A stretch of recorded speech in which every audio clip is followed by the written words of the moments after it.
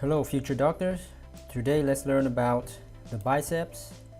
First, let's locate the biceps. Here's the arm muscles, and the bicep is right here, but it's a little bit tricky because right here, that's the brachialis muscle, and this right here is the bicep.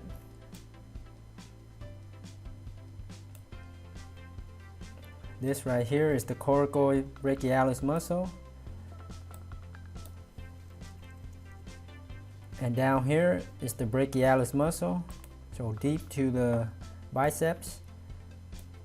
So the biceps is the most superficial, so you want to be careful when looking for the attachments. So let's remove the brachialis so you can see the biceps better. And we'll also remove the coracobrachialis muscle. Okay, now the bicep is in full view.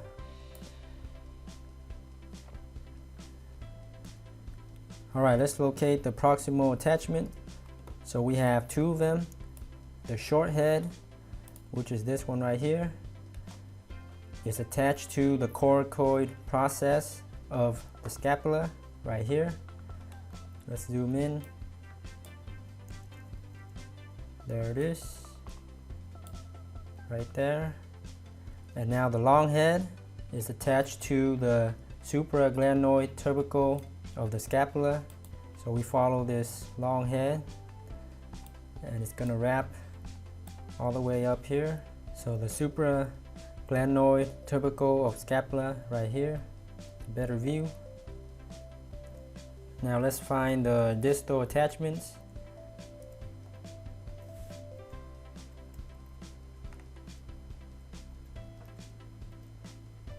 You can see that it is attached right here to the tuberosity of radius,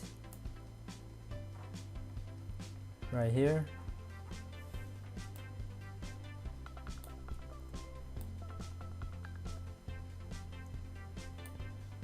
And let's see from the lateral view. There it is. Now the innervation of the biceps is with the musculocutaneous nerve, C5, C6, and C7.